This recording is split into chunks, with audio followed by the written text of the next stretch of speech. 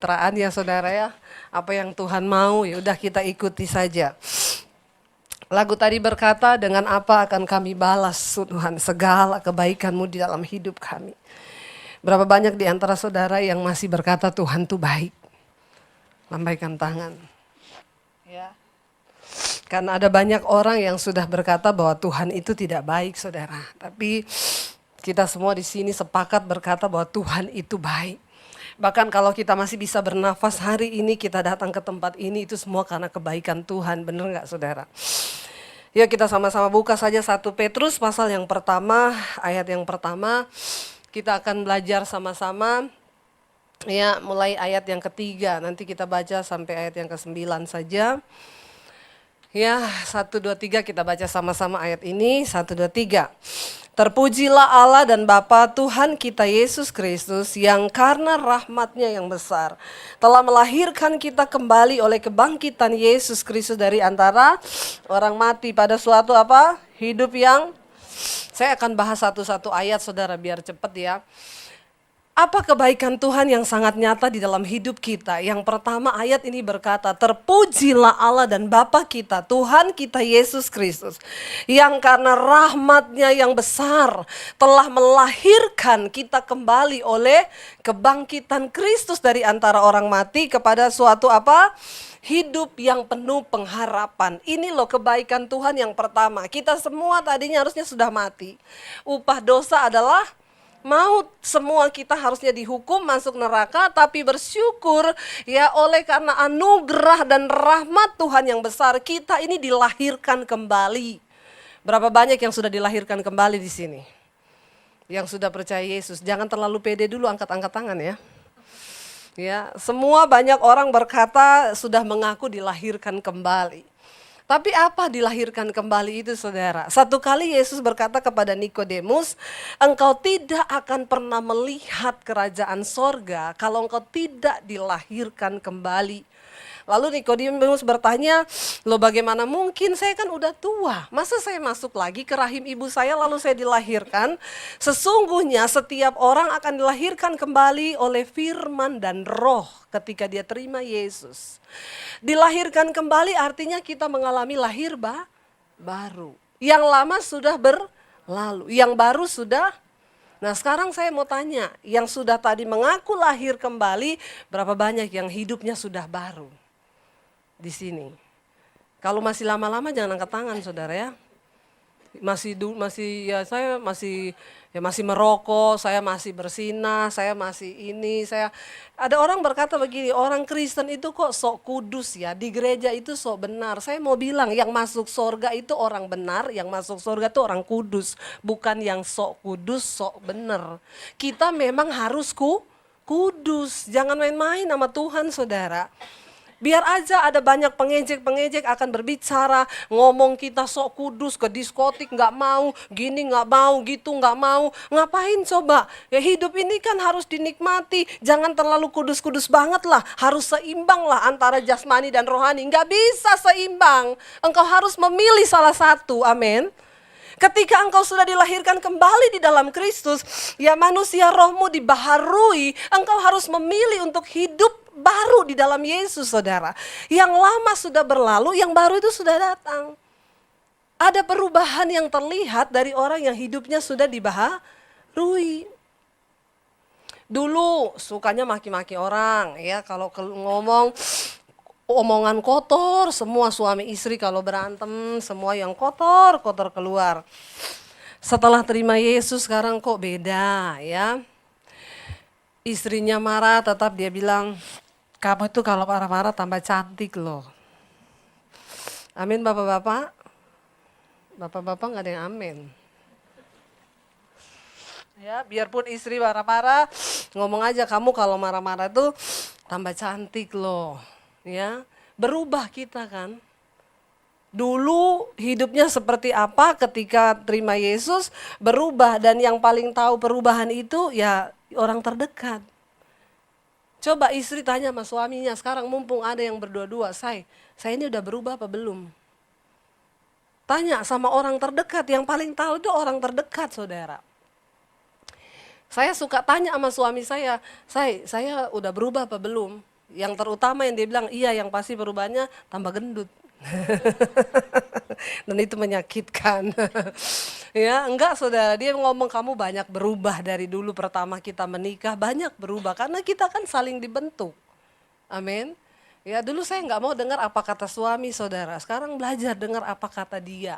Ya dia ngomong gini, oh iya dia ngomong gini, ya. Ya dia juga kalau memang ada masukan yang positif dari saya, ya kita saling mempengaruhi saudara ke arah firman Tuhan. Jadi tidak semua orang Kristen sudah lahir baru loh. Tadi semua angkat tangan waktu saya tanyakan, siapa yang sudah lahir baru? Semua angkat tangan. Sekarang saya tanya, siapa yang hidupnya sudah berubah? Turun tangan semua. Ya, nggak ada yang berani lagi angkat tangan. Kemana tadi semua yang angkat tangan itu kah?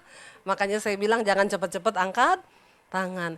Tapi saudara minta sama Tuhan, kita dilahirkan kembali ya. Kita sudah ada dalam Yesus, yuk kita berjuang. Untuk bisa berubah itu, ya memang Tuhan merubah kita, tapi dia melihat usaha kita untuk berubah. Amin. Ya kita nggak bisa cuma doa di kamar, Tuhan ubah aku dalam nama Yesus. Berubah, nggak bisa saudara. Ketika engkau doa berubah, Tuhan saya pengen jadi orang yang sabar. Dalam nama Yesus saya pengen sabar. Engkau keluar kamar, engkau akan ketemu dengan orang yang bikin engkau marah. Itu jawaban doa. Loh amin. Bukankah iman itu perlu latihan saudara? Bagaimana kita bisa bilang kita jadi orang sabar kalau kita sudah melewati orang yang bikin marah. Lalu kita tetap sabar. Maka kita jadi orang sabar. Jangan banyak marah-marah saudara ya, nanti darah tinggi ya, stroke ya. Apalagi hidup ini kan singkat saudara, kita berdoa ya supaya kita ini jadi orang-orang yang belajar melakukan firman Tuhan. Alkitab bilang gini, kalau kita cuma punya iman saja itu baik, tapi setan juga percaya. Hanya ada satu Tuhan dan setan juga gemetar. Nah kalau kita cuma percaya aja sama Tuhan, nggak ada bedanya kan sama setan kan? Benar nggak saudara? Setan juga percaya loh, hanya ada satu Tuhan dan setan gemetar kepada nama Tuhan. Tapi kalau kita hanya sampai dipercaya aja, ya kita sama setan nggak ada bedanya. Hari-hari ini kan susah dibandingkan mana setan mana orang kan. Sampai setan itu protes sama Tuhan dan gak mau jadi setan. Karena manusia lebih setan dari setan katanya. Ya, lo bener. Satu kali ada pendeta jalan di kuburan, tegang pendetanya saudara. Karena di kuburan takut ya, namanya pendeta juga masih manusia.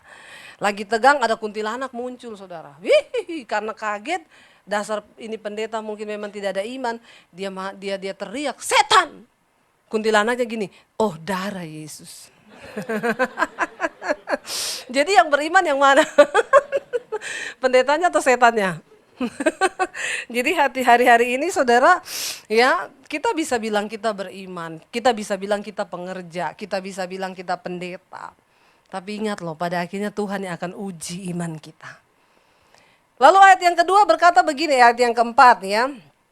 Baca sama-sama, kita dipanggil dalam hidup yang penuh pengharapan. Yang penuh pengharapan apa ini saudara? Yuk ayat yang keempat kita baca sama-sama. Tolong ditayangkan ayat yang keempat berkata, untuk apa?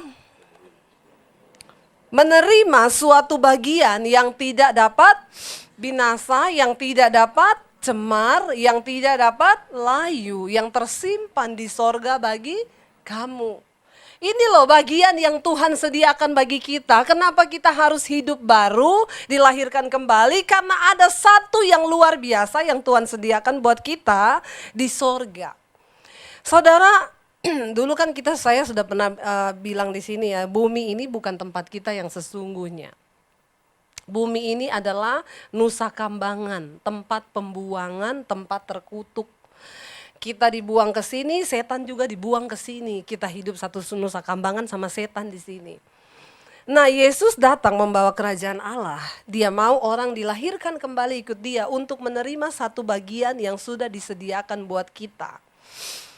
Nah, ketika kita nanti akan menerima bagian ini, selama kita di bumi ini, kita disuruh latihan nih. Kenapa? Kita kan akan menerima satu bagian yang tidak dapat binasa, yang tidak dapat cemar, dan yang tidak dapat layu. Nah, Tuhan mau kita masih di bumi ini latihan yuk. Ya, karena di sorga kan ada standarnya. Enggak ada orang cemar masuk sorga, saudara. Ya, nggak ada orang kepahitan masuk sorga. Nanti repot di sorga kalau orang kepahitan berantem lagi. Malaikat harus konseling. Stres nggak saudara? Bener nggak ada suami istri masuk sorga berantem lagi di sorga. Malaikatnya bingung. Ini di sorga sama aja berantem juga, di bumi juga berantem, mending ke neraka aja ya. Jadi di sorga itu orang-orang yang dipilih. Bayangkan ya kalau untuk masuk ke satu tempat aja ada pilihan, ada undangan khusus, apalagi ke sorga itu pasti pilihannya selektif dari Tuhan. Kenapa kita harus berlatih saudara untuk tidak cemar, tidak pahit hidup ini, kita berlatih untuk kita kudus, ya karena di sorga itu kudus. Ya, karena di sorga itu tidak cemar, karena di sorga itu tidak binasa, kita akan menerima bagian ini. Nah, latihannya kapan? Sekarang di bumi ini. Berlatihlah jadi orang yang sabar, karena di sorga nggak ada orang tersinggungan, amin. Ya, di sorga nanti nggak ada orang kepahitan, nggak ada. Nah, kita latihan sekarang. Lalu ayat yang berikutnya bilang apa? Yang kelima ya. Yaitu siapa? Kamu yang dipelihara dalam kekuatan Allah. Karena apa? Karena imanmu. Orang yang beriman hari-hari ini akan dipelihara di dalam kekuatan Allah. Saya tanya lagi, siapa di sini yang beriman? Udah takut angkat tangan loh. Ya. Tapi puji Tuhan, maksudnya mulai sadar. Ya, jangan terlalu pede jadi Kristen supaya kita ini nanti benar-benar masuk di dalam yang saya mau tanya dulu, yang beriman hari ini yang beriman. Enggak ada yang beriman? Nah, terus kenapa saudara datang ke tempat ini kalau saudara tidak beriman, ya? Kita semua beriman yang ada di sini, tapi kadar imannya beda-beda. Kenapa saudara beda-beda? Karena iman itu sangat ditentukan oleh sebuah hubungan. Ya, iman orang, kenapa kita bilang gini, dia kok bisa yang ngalami mujizat-mujizat begitu? Ya dilihat dulu hubungannya sama Tuhan gimana. Ya, kita nggak akan pernah bisa mengalami sesuatu yang luar biasa bersama Tuhan kalau kita juga imannya ya biasa. Kan ada orang yang berimannya gini, ya yang penting saya Kristen. Ya udah itu aja, saya ke gereja cukup hari Minggu, saya nggak nyusahin orang bu, saya nggak nipu orang, saya nggak gini, cukup itu iman saya. Nah ini namanya iman yang biasa-biasa. Ya, ada iman yang kayak setan tadi, percaya toh, pokoknya saya percaya ada Tuhan. Ya, ini setan juga percaya ada Tuhan. Jadi mirip kan saudara? Nah ada yang berimannya itu benar-benar saya mau kejar kehendak Tuhan dalam hidup saya ini apa nih? Dia merasa belum menemukan sesuatu gitu loh. Apa yang Tuhan mau? Bagaimana saya memuaskan Tuhan? Apa yang aku lakukan sekarang ini belum menyenangkan Tuhan. Apa yang saya buat sekarang ini belum. Apa yang Tuhan mau tuh apa? Saya tuh setiap kali berdoa saudara, saya tuh gak pernah minta uang, gak pernah minta rumah, gak pernah minta apa, gak ada. Setiap kali berdoa saya bisa nangis berjam-jam cuma untuk satu kata. Tuhan, biar perkenananmu ada atas hidupku. Perkenananmu Tuhan, tidak ada yang lain.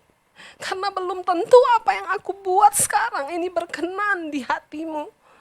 Itu saya bisa nangis berjam-jam cuma untuk minta satu perkenanan Tuhan. Loh bener saudara, karena gak gampang loh. Kita hidup dalam perkenanan Tuhan. Itu udah kesempurnaan iman ketika Tuhan tuh katakan aku berkenan pada apa yang kau lakukan. Bukankah itu semua yang kita rindukan di hidup ini, amin? Saya nggak mau tertipu dengan merasa ketika saya sudah pelayanan, saya sudah lakukan ini itu tuh saya tuh tiba-tiba saya tuh nggak berkenan dengan apa yang saya buat di hadapan Tuhan. Nah orang-orang sekarang itu kan udah tidak lagi berdoa itu saudara. Ya jadi kita perlu meminta loh sama Tuhan, punya iman yang mengejar apa yang Tuhan mau di hidupku. Saya sampai detik ini dengan suami saudara. Ya, walaupun kami sudah pelayanan di sini, kami tetap minta kehendak Tuhan atas hidup kami. Tuhan, apa yang kau mau? Satu saat ketika Tuhan bilang tinggalkan tempat ini, ya kita tinggalkan. Kemana lagi? Ya nggak tahu. Berarti sudah selesai apa yang kita bangun di tempat ini. Hidup itu, kalau saya melihat di dalam Alkitab, kehidupan rasul-rasul, nabi-nabi zaman dulu, mereka berjalan menurut tuntunan Tuhan. Ya, mereka bangun di sini selesai. Rasul Paulus, Tuhan suruh aku bergerak pergi ke sini. Saya baca kisahnya nabi-nabi zaman dulu, mereka tuh kayak nggak ada kerjaan. Tiap hari kerjaannya cuma duduk tanya, Tuhan saya mau ngapain lagi? Tuhan bilang, kamu pergi dari sini, kamu jalan ke Damsyik, kamu ke sana, kamu ke sini, kamu nanti ketemu ini, ketemu itu. Sampai saya tuh kalau baca ya orang-orang ini ya, benar-benar loh, ya hidupnya itu ikut Tuhan. Saya nggak suruh saudara itu besok nggak usah kerja, terus duduk di kamar terus tanya Tuhan, saya mau ngapain nih Tuhan ya? Enggak, bukan itu. Tapi milikilah satu hati yang terus rindu cari tahu apa kehendak Tuhan dalam hidup kita. Ya, punya kadar iman yang tinggi di hadapan Tuhan, saudara. Kenapa? Karena satu saat kita akan diuji. Coba nanti kita lihat ya. Kamu akan dipelihara dalam kekuatan Allah karena imanmu. Karena iman kita akan dipelihara dalam kekuatan Allah loh. Sementara apa? Kamu menantikan keselamatan yang tersedia untuk dinyatakan pada zaman akhir. Loh, kita ini kan berpikir kita sudah selamat. Tapi ini dikatakan keselamatan yang telah tersedia untuk dinyatakan. Kita masih menantikan keselamatan yang telah tersedia untuk dinyatakan pada zaman akhir. Kita ini semua masih dalam tahap menanti. Ingat, jangan tertipu, berjaga-jagalah senantiasa saudara. Kenapa? Karena kita semua lagi dalam proses perjalanan sampai ke keselamatan akhir. Kita belum capai garis ini. Akan ada banyak orang yang berjatuhan di tengah jalan, berguguran imannya. Karena motivasinya, karena ada banyak pencobaan. Hidup ini penuh dengan kejutan, saudara. Benar nggak? Ada banyak peristiwa yang kadang tanpa kita sadari tiba-tiba datang. Hari ini kita baik-baik aja, besok belum tentu. Karena hidup ini terus berputar. Kenapa kita harus punya iman yang teguh, saudara? Karena hidup ini penuh dengan kejutan. Kita masih menunggu. Saya kaget dapat berita, saudara, teman pelayanan kami dulu di Solo. Dia pindah ke Surabaya sama istrinya. Bapak ini melayani Tuhan setia. Orangnya nggak neko-neko, cinta banget sama istri, anaknya cuma satu. Mereka keluarga yang berbahagia, melayani Tuhan, kurang apa coba.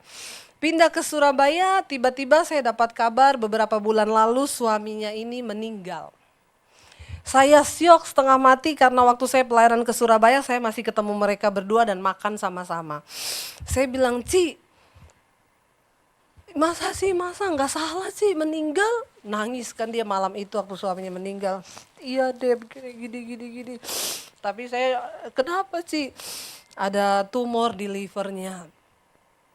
Ya udah, lalu waktu saya pelayanan ke Surabaya, saya telepon dia datang ke hotel, kami share di hotel, saudara. Dia cerita sama saya gini, Deb, hidup itu ya nggak ada yang tahu ya. Dulu kita sama-sama, kamu ke Surabaya telepon, saya sama suami datang, kita makan bareng ya. Tapi ya itulah hidup penuh kejutan ya. Waktu saya tiba, suami saya cepat sekali, dia nggak ada keluhan apa-apa. Satu saat dia mulai merasa sakit ya di bagian perut, lalu check up. Waktu check up dokter kaget karena ada tumor di dalam livernya dan tumor itu ternyata memang sudah tidak bisa diapa-apain lagi. Jadi dokter bilang ya ini tinggal hanya menunggu waktu saja. Dia bilang gini, waktu yang berat buat saya Deb, karena dia punya anak sematawayang perempuan, saudara. Dan anak ini dekat sekali sama papinya. Dia bilang satu kali, Deb, waktu saya lagi di rumah sakit, anak saya mau berangkat kuliah, pamit sama papinya di dalam kamar. Waktu dia masuk, papinya itu lagi memuji Tuhan, puter handphone sambil semua baik apa yang telah kau perbuat di dalam hidupku. Anaknya masuk, papi saya mau kuliah, oh ya udah Dia cepat-cepat keluar, sampai di luar nangis saudara. Anak ini nangis. Ya nangis sampai benar-benar termehek-mehek nangisnya. Terus maminya tanya, kenapa Ca? Tuhan tuh nggak adil.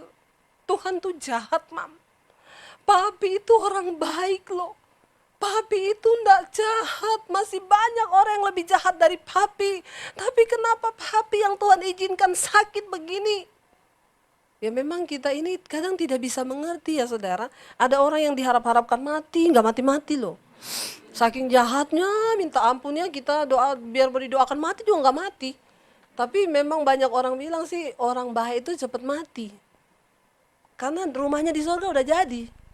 Ya, yang jahat itu lama matinya saudara. Ya, bahkan meraja lagi kadang-kadang nggak mati-mati. Saya tuh kadang kalau lihat TV, koruptor-koruptor yang cari masalah itu kadang Tuhan kenapa nggak mati aja ya? Maksudnya kena serangan jantung itu selesai bangsa ini aman, tentram, damai. Tapi kan itu cara berpikir kita bukan cara berpikirnya Tuhan kan begitu kan. Lalu maminya bilang sama dia gini, kamu nggak boleh berpikiran gitu. Nggak, tapi Tuhan itu nggak adil. Terus yang lebih bodoh lagi itu si papi dia bilang. Itu papi bodoh banget. Kenapa? Dia kaget. Kamu nggak boleh ngomong gitu loh. Dia udah tahu Tuhan biarin dia sakit begitu, ngapain dia masih mau tetap memuji Tuhan?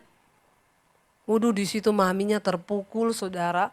Dia bilang, saya antar dia ke kampus. Dia sepanjang jalan saya nangis di mobil. Saya curhat sama anak saya itu, saya bilang, kamu tahu Ica yang lebih membuat mami sedih bukan karena papi sakit. Tapi ketika mami ketahui imanmu cuma sebatas itu dan kamu bilang papi bodoh memuji Tuhan. Justru kamu harusnya belajar dan lihat iman papimu.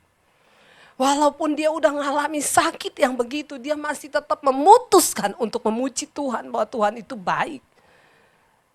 Lalu maminya bergumul karena anaknya tetap pahit saudara. Tetap disuruh berdoa enggak mau. Enggak Tuhan-Tuhanan. Waktu papinya meninggal, maminya bilang sama saya, aku udah bingung aja Deb gimana nanti dia akan bersikap. Saya takut dia murtad sama Tuhan. Tapi maminya cuma bisa berdoa. Tapi saya percaya orang benar yang beriman akan mewariskan iman itu kepada anaknya. Itu otomatis saudara.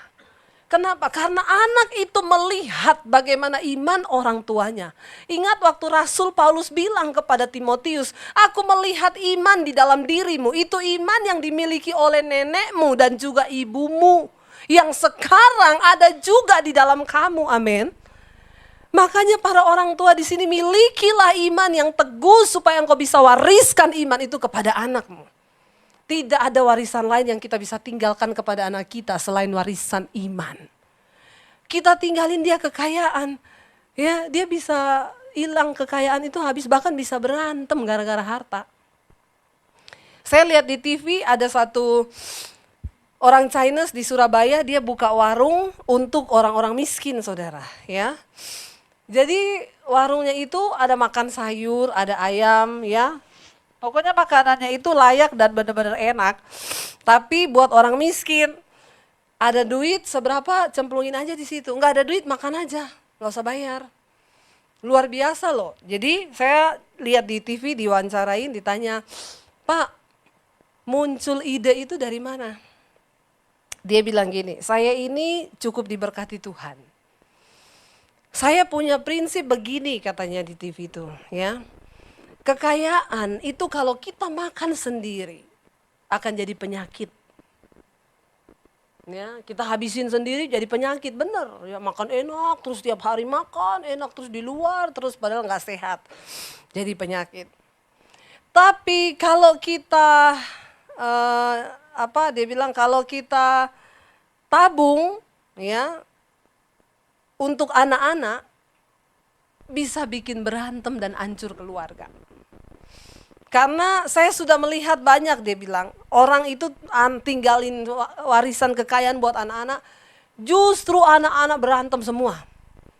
Saya ditelepon satu keluarga Bu Debi gini loh, kami dari satu gereja, ibu sering pelayanan di gereja kami.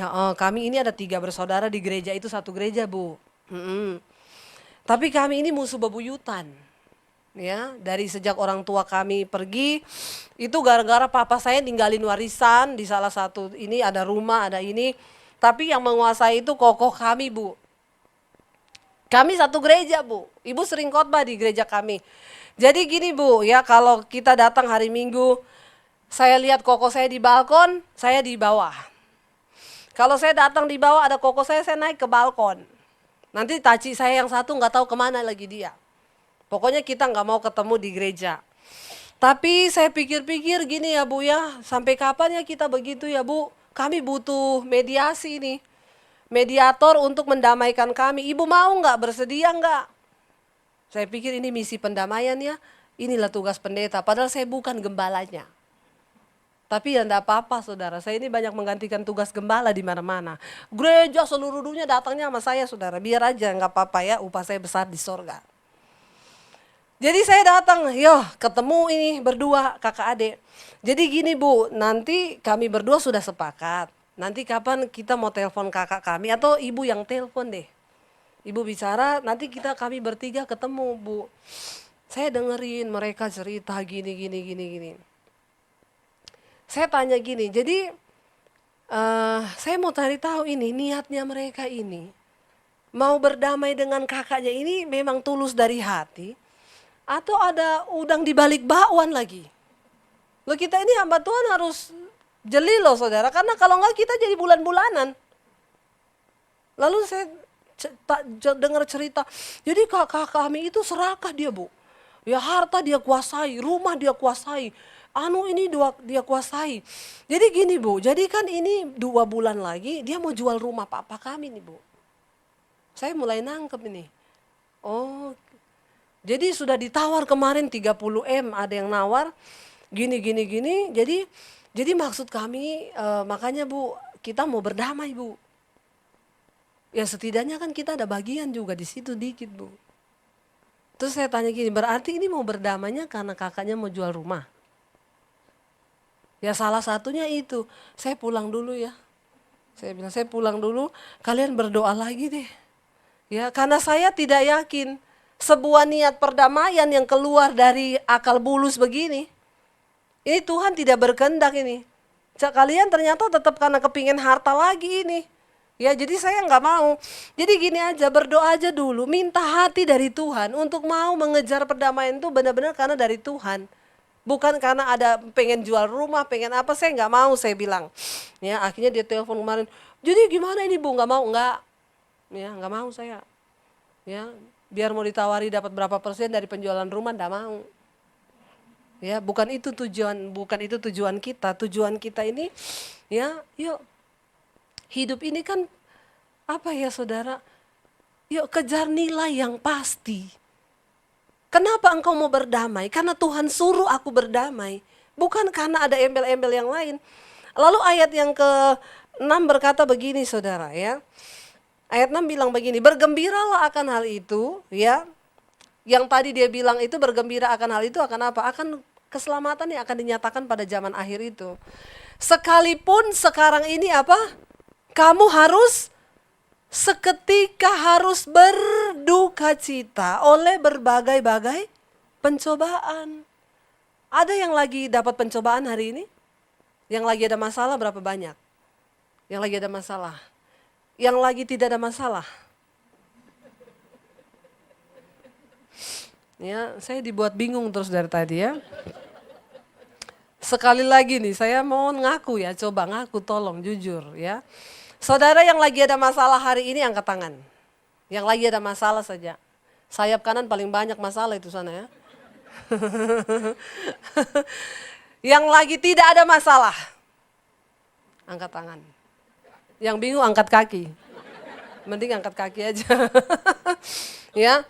Yang lagi ada masalah saya berdoa Tuhan turut bekerja ya, mendatangkan kebaikan. Yang tidak ada masalah saya doakan ada masalah. Kenapa? Karena ini Alkitab yang ngomong ya. Sekalipun sekarang ini kamu seketika harus berduka cita oleh berbagai-bagai pencobaan. Kita sedang menanti keselamatan yang akan dinyatakan dalam zaman akhir ini. Dia bilang bergembira akan keselamatan itu. Arahkan fokusmu pada keselamatan itu.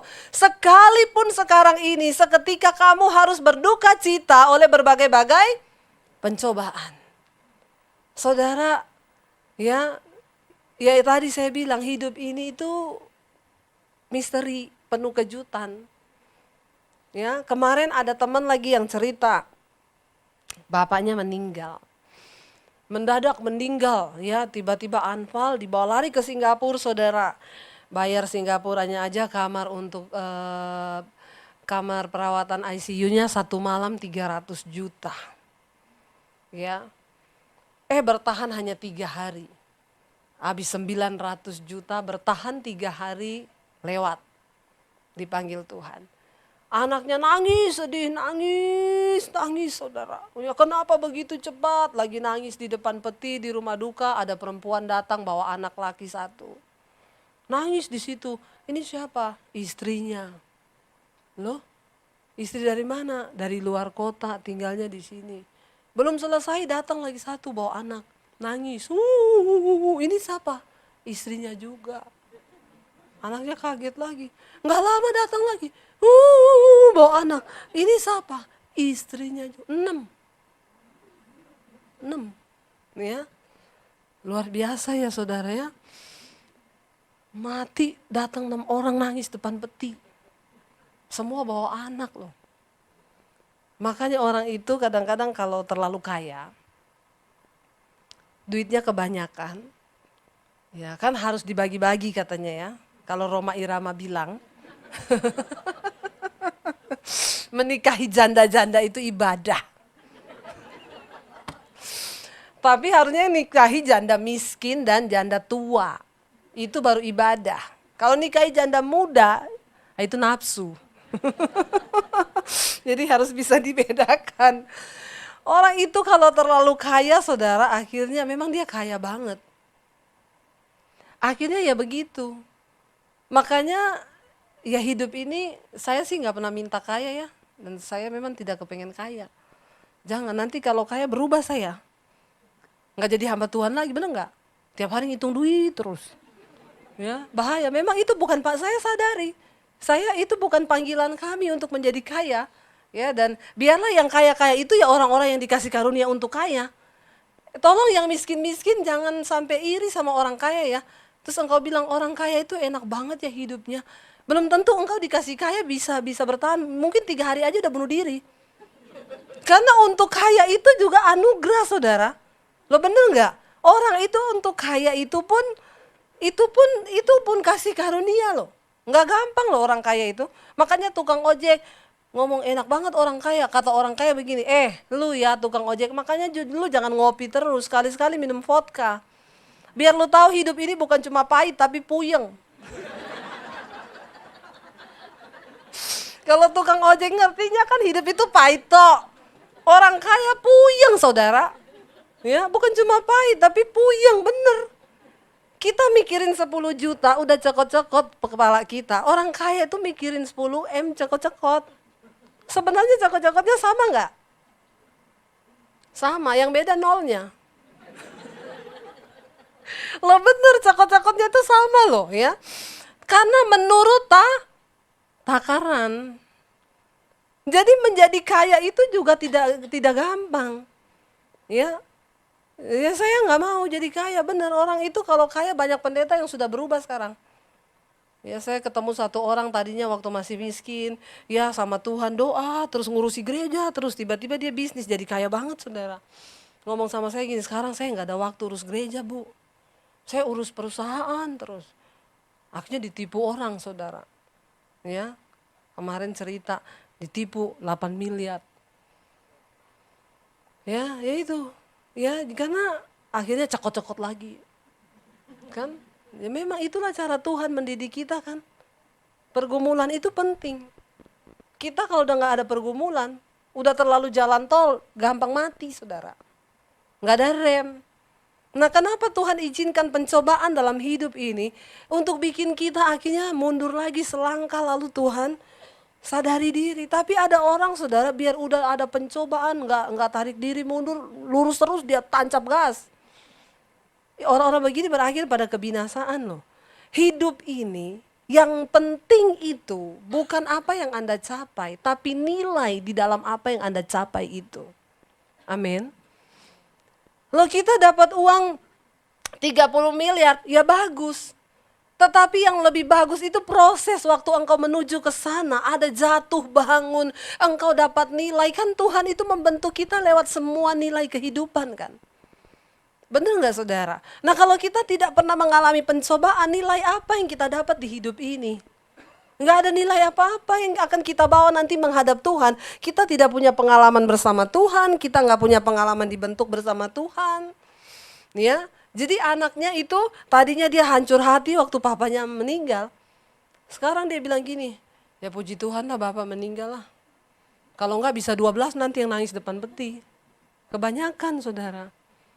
Ya, jadi kita melihat ya saudara, pencobaan ya, yang pernah dengar kesaksiannya siapa Yudit Halim saudara itu luar biasa sekali ya. Saya dengar suaminya udahlah dia dari Medan, papahnya tinggalin dia masih SD ya, lalu dia hidup dengan pahit karena dia dibesarkan oleh mamanya seorang diri. Ketemu satu laki-laki dari Singapura datang, kamu mau nggak usah kerja, pakai sopir, pakai ini, nikah sama saya. Nikah tanpa berpikir panjang, cuma pengen keluar dari kemiskinan. Nikah sama laki-laki itu, begitu nikah melahirkan anak. Waktu melahirkan anak, suaminya bilang kamu berangkat ke Singapura, melahirkan di sana ya, suaminya di Medan. Nanti ada kabar apa kasih tahu saya. Di Singapura anaknya lahir, dokter bilang anakmu jantungnya lubang 3. Dia punya penyakit ini, nggak bakal lama hidupnya. Dia kabari suaminya bilang, oh kalau gitu ya sudah ya. Saya ceraikan kamu deh, saya nggak mau nikah sama perempuan yang lahirin anak cacat. Dia pulang ke Jakarta, ke Medan, anaknya ditinggal di Singapura di rumah sakit, kaget masuk rumah, udah ada perempuan di tempat tidur. Pahit hati diusir keluar dari rumahnya begitu saja. Dia balik ke Singapura, ya, dia bawa anaknya naik ke lantai 21. Dengan harapan dia mau akhiri hidupnya saja di sana. Semuanya selesai mati sama-sama, dia malu sama keluarganya. Waktu mau lompat, dijamah Tuhan Yesus. Tuhan bilang, aku sanggup memulihkan hidupmu. Di situ dia ngalami Tuhan secara pribadi, nggak jadi bunuh diri. Kenapa kita ini perlu ketemu Tuhan saudara? Karena dalam hadirat Tuhan itu kita ini diberi pencerahan, diberi kekuatan. Nggak jadi bunuh diri, semangat hidup, lalu pengen cari kerja untuk besarkan anaknya yang cacat. Mamanya dari Medan ditarik ke Singapura untuk jagain anaknya. Setelah mamanya datang, dia lamar kerjaan. Satu-satunya kerjaan yang bisa terima dia karena dia nggak bisa bahasa Inggris, nggak bisa bahasa Mandarin. Akhirnya diterima di Hansip Satpam. Satpam di sebuah perusahaan. Jadi satpam ya, jaga keamanan. Lalu dari perusahaan lihat dia kayaknya orangnya ada kemampuan, disekolahin bahasa Mandarin. Disekolahin lulus, pinter, tiba-tiba jadi manajer di perusahaan di Singapura. Jadi kayak ketemu sama satu laki-laki, berdoa ya, hamba Tuhan, menikah mereka. Tuhan gak pernah lihat masa lalu kita ya, yang Tuhan lihat yang sekarang. Dia dapat pendeta hamba Tuhan, sama-sama kerja tapi pelayanan saudara. Ya, mereka bekerja pelayanan, baru berapa tahun menikah, bahagia anaknya. Tiba-tiba anaknya waktu umur 10 tahun saudara, dibawa ke rumah sakit, dokter bilang siapin uang 300 juta. Kita operasi jantungnya. Waktu itu dia bilang saya nggak punya uang 300 juta waktu dia belum diangkat Tuhan. Dokter bilang nggak punya uang, ya sudah pulang. Tinggal tunggu kapan dia mati. Dia bilang Tuhan, aku punya Tuhan yang hidup. Tuhan yang sanggup. Tiba-tiba satu malam Tuhan jamah anaknya. Tuhan bilang kamu bawa dia ke rumah sakit periksa. Periksa saudara, dokter kaget. Itu jantungnya baru, nggak ada lubangnya satupun. Lalu dokternya bilang gini, saya akan mau rekam jejak. Kenapa bisa terjadi kesembuhan, kamu kasih obat apa? Saya nggak kasih obat apa-apa, ini Tuhan yang jamah. Ya, lalu dokter memang mau cek rekam jejak itu proses penyembuhannya gimana. Dokter bilang aneh, kita nggak bisa cek rekam jejaknya. Karena ini seperti jantung yang lama diambil, lalu diganti aja sama yang baru. Jadi nggak ada rekam jejak pemulihan lubangnya bisa ketutup, itu nggak ada. Kita punya Tuhan yang dahsyat, yang sanggup melakukan segala perkara saudara, amin. Lalu dari situ dia udah lihat Tuhan, dia menikah. Udah menikah, enak-enak menikah, tiba-tiba mereka sering pelayanan kerja. Tiba-tiba suaminya sering pusing, sakit kepala, periksalah ke rumah sakit. Dokter bilang dia kena cancer di batang otak. Dan akhirnya ini cancer kasus pertama di Singapura. Di Amerika ada 50 orang yang kena. Profesor dari Amerika datang. Lalu akhirnya dioperasi suaminya. Operasi ya 20 jam saudara.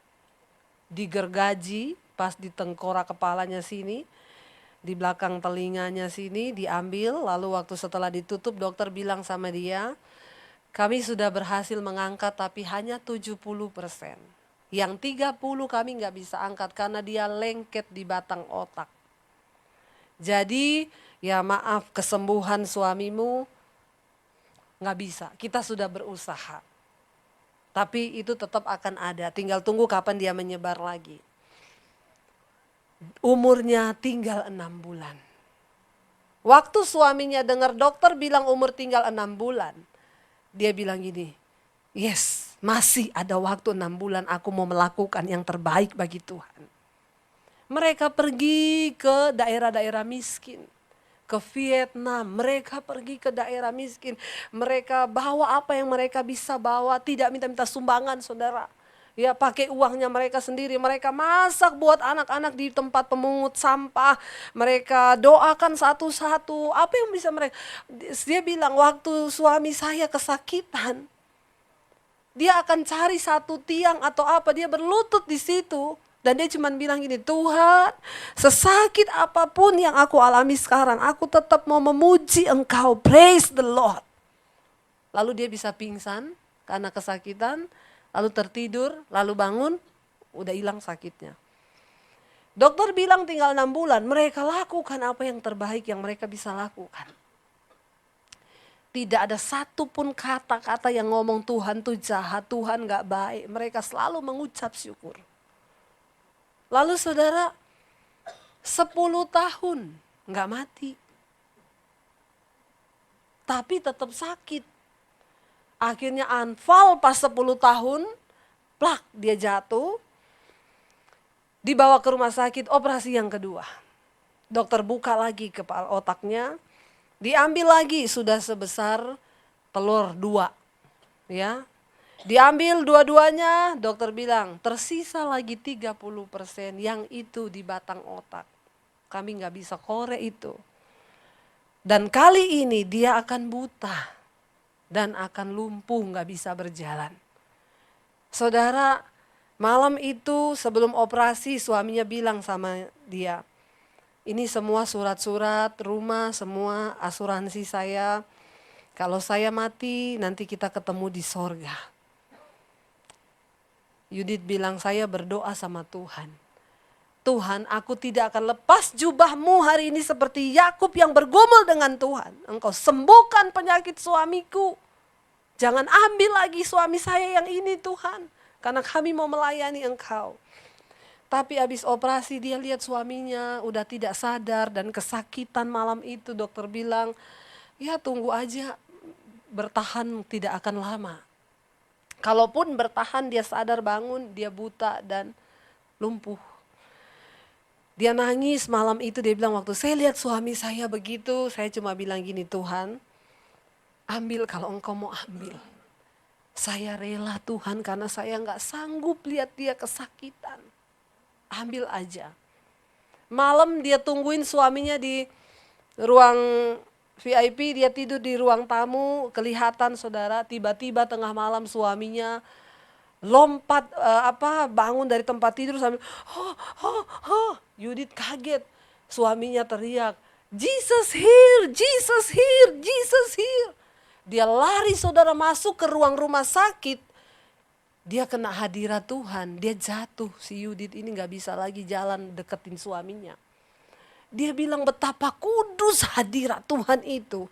Dan di dalam hadirat Tuhan, dia udah gak bisa minta apa-apa. Dia cuma duduk di ruang situ sambil ngomong, kudus engkau Tuhan, kudus, kudus. Makanya dalam kitab Wahyu itu dikatakan ada penglihatan orang yang pakai jubah putih, semua cuma dari mulutnya keluar kata kudus, kudus.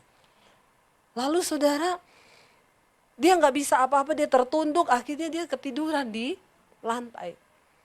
Waktu pagi, tiba-tiba suster masuk. Pasiennya mana? Hilang, pasiennya mana? Hilang. Yudit kaget bangun. Loh, suami saya mana suster? Gak tahu, makanya kemana? Gak mungkin orang habis operasi otak dibelah begitu bisa berdiri, gak mungkin. Dia kemana? Kata Yudit, rapture. Ya. Ya, Agung rapture. Lalu lagi bingung, suaminya keluar dari kamar mandi, habis mandi. Aku di sini. Kenapa kalian cari aku? Susternya gini, nggak mungkin kamu tuh sakit, lo balik ke tempat tidur sekarang, kamu tuh parah. Nggak, saya sudah sembuh. Nggak, kata dokter, orang habis operasi seperti kamu tuh baru boleh bangun dari tempat tidur itu 1 bulan, balik. Dia bilang, enggak. Tadi malam Yesus sentuh kepalaku. Dan aku merasakan aku disembuhkan.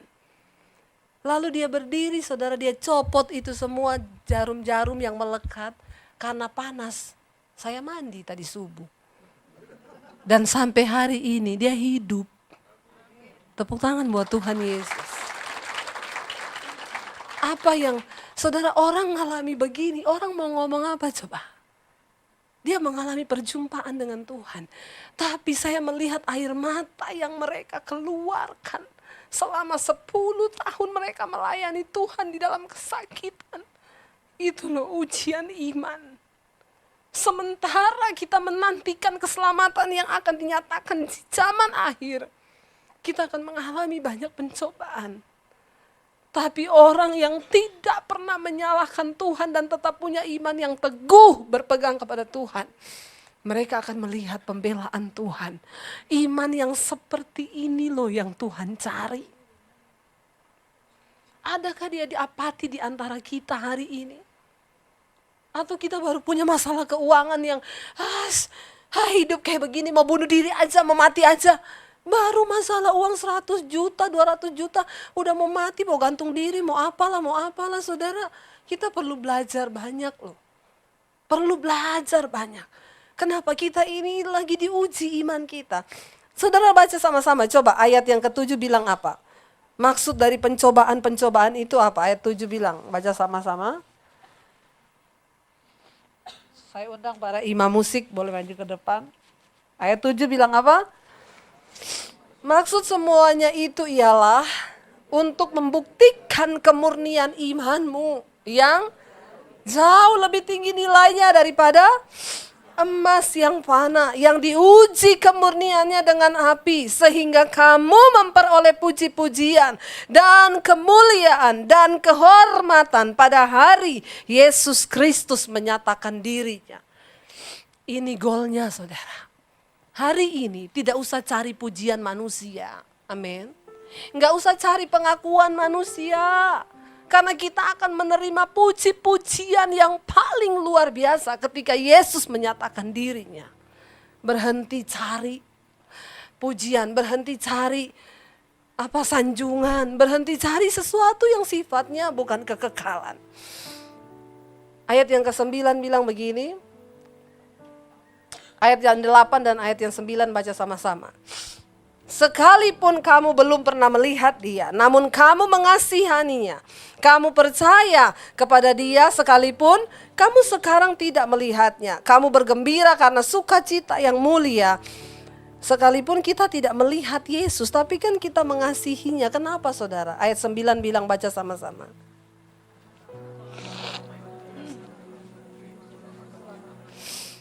Karena kamu telah mencapai tujuan imanmu, yaitu keselamatan jiwa. Apa tujuan kita beriman? Supaya jiwa kita diselamatkan. Itu saja, nggak ada yang lain. Biar hari ini kita bilang sama Tuhan, Yesus pegang erat tangan kami.